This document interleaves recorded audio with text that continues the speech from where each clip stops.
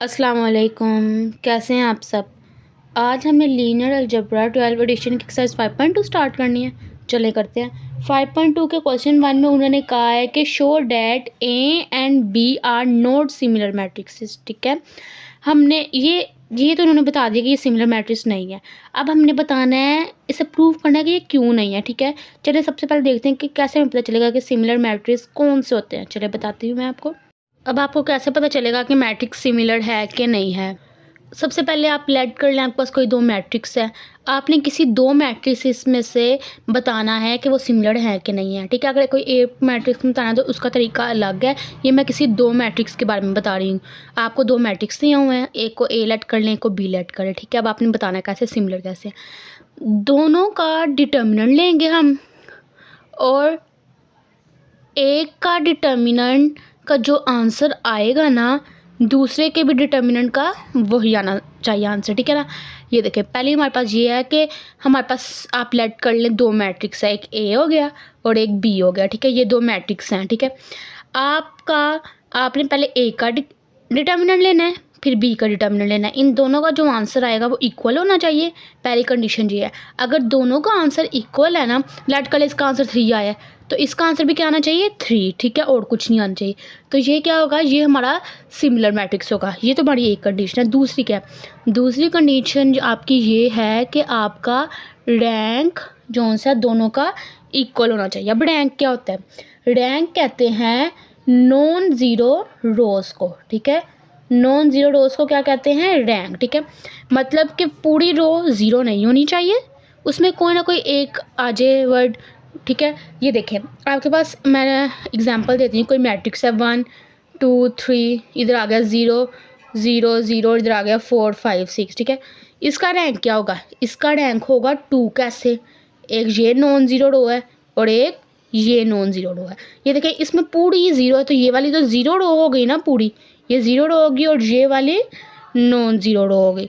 और non zero row जो सी होती है वो रैंक होता है उसका। तो कितनी रो नॉन ज़ीरो है, 1 और 2।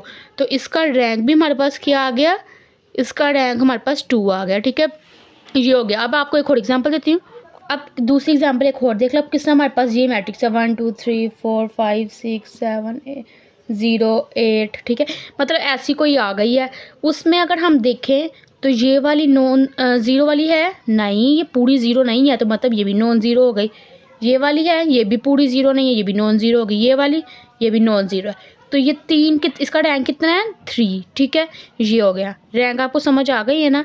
अब मैंने बताया है कि जो ए का रैंक होगा वही किसका रैंक हो, बी का।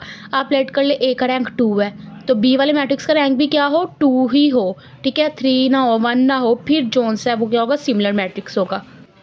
अगर हमारा डिटर्मिनेंट दोनों का इक्वल होगा और दूसरा रैंक इक्वल होगा तो वो हमारा सिमिलर मैट्रिक्स होगा। ठीक है, चलिए अब क्वेश्चन सॉल्व करते हैं।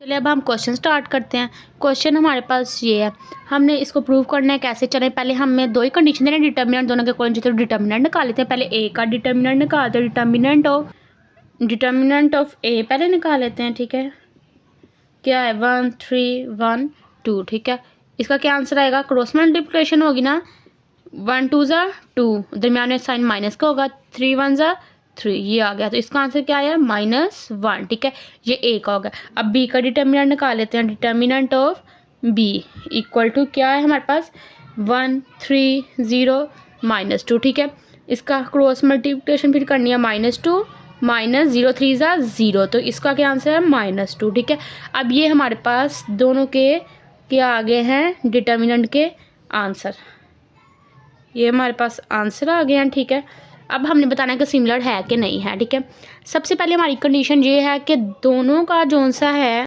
अगर हम देखें तो दोनों का डिटर्मिनेंट का आंसर इक्वल है, बिल्कुल भी नहीं, इक्वल तो नहीं है, डिटर्मिनेंट का आंसर इक्वल नहीं ना है। तो आप लिख लें कि determinant of A determinant of B के इक्वल नहीं है। ठीक है, इन दोनों का आंसर इक्वल नहीं ना है, क्योंकि इसका आंसर -1 और इसका आंसर -2 है। अब दूसरी कंडीशन क्या थी कि हमारा रैंक सेम होना चाहिए। रैंक क्या है ये, अब इसमें नंबर ऑफ नॉन ज़ीरो रोज कितनी है, 2, इसमें कितनी है, इसमें भी 2 है, मतलब रैंक हमारा सेम है ना। तो रैंक सेम है तो इसका मतलब है कि ये हमारा क्या है, सिमिलर रैंक हमारा सेम है, लेकिन जो सा डिटर्मिनेंट का आंसर इक्वल है, और अगर एक भी चीज़ इक्वल ना हो तो हमारा सिमिलर मैट्रिक्स नहीं होता। तो ये चीज़ हमारी इक्वल नहीं है, तो इसका मतलब है कि this is not a similar matrix. आप लिख लेना, ठीक है, ऐसे कि this is not a similar matrix. ठीक है, ये कंडीशन इसके लिए काफ़ी है कि इसका डिटर्मिनेंट का आंसर इक्वल नहीं है। अब क्वेश्चन 1 हो गया, अब क्वेश्चन 2 की तरफ चलते हैं। अब ये हमारे पास क्वेश्चन 2 है, इसमें भी सबसे पहले अब डिटर्मिनेंट निकालेंगे। डिटर्मिनेंट ऑफ ए किसके इक्वल है, सॉरी 4 2 -1 4, ठीक है।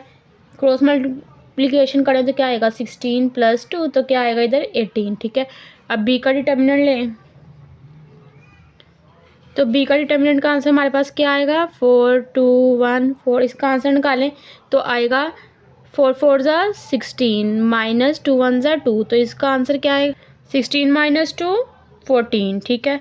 ये इसका, और अगर हम देखें तो एक ये आंसर है और एक ये है, दोनों का आंसर इक्वल नहीं है, तो इसकी एक यही कंडीशन काफ़ी है। एक भी चीज़ इक्वल ना हो तो सिमिलर नहीं होता, तो ये इक्वल, इसका डिटर्मिनेंट इक्वल नहीं है, तो ये सिमिलर मैट्रिक्स नहीं है। ये कंडीशन इसके लिए काफ़ी है, ठीक है।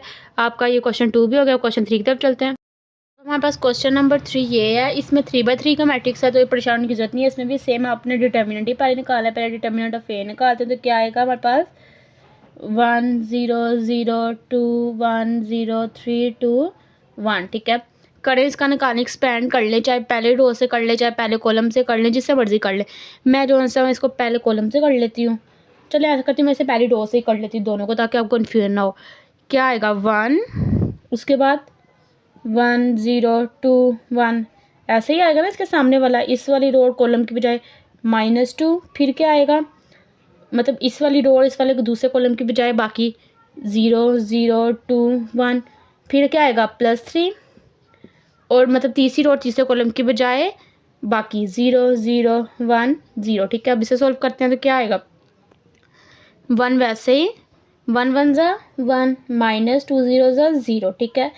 -2 आगे 0 1 ज़ा 0 -2 0 ज़ा 0 +3 0 0 ज़ा 0 -0 1 ज़ा 0, तो इसका आंसर क्या है 1 -0, क्योंकि 0 आएगा तो 0 - 0, तो 0 किसी भी चीज़ से मल्टीप्लाई करो आंसर क्या आता है 0।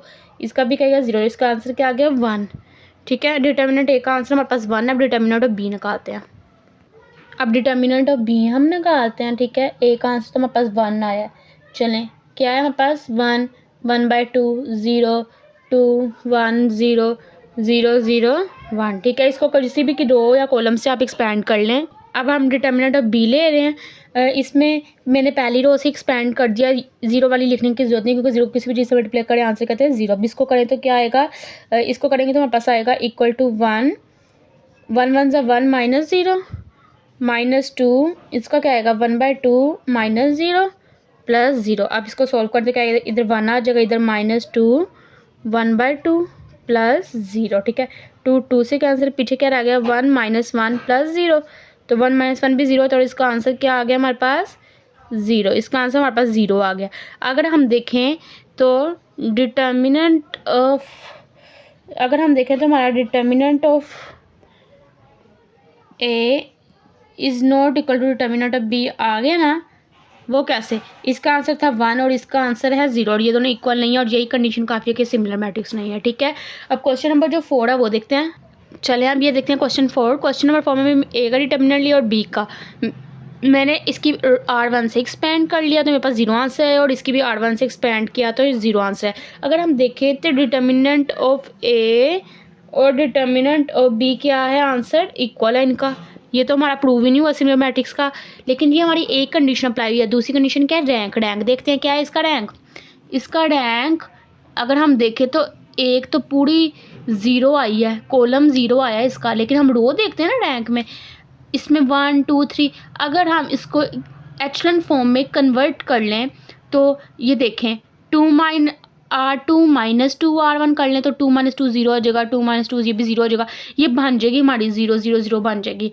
क्योंकि कोई अगर एक से ज़्यादा कॉलम या रो आइडेंटिकल आ जाए, सेम आ जाए, तो हमारे पास रैंक 0 नॉन ज़ीरो रोज निकल आती है ना।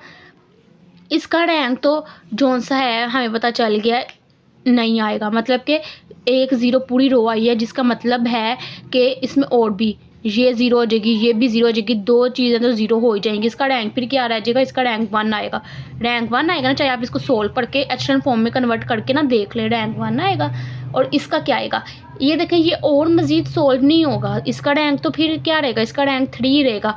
और रैंक 1 इक्वल टू 3, ये तो इक्वल ही नहीं है। और रैंक भी हमारा क्या होना चाहिए, सेम होना चाहिए। तो इसका मतलब है कि ये हमारा सिमिलर मैट्रिक्स नहीं है। ठीक है, आप रैंक भी देख लें। अगर आपको समझ आए कि रैंक कैसे हुआ है तो आप इसको एचलन और रो एचलन मतलब रिड्यूस एचलन फॉर्म में कन्वर्ट करके देख लें। ठीक है, और कोई भी कुछ भी ना तो आप पूछ सकते हैं कमेंट सेक्शन में। Thank you.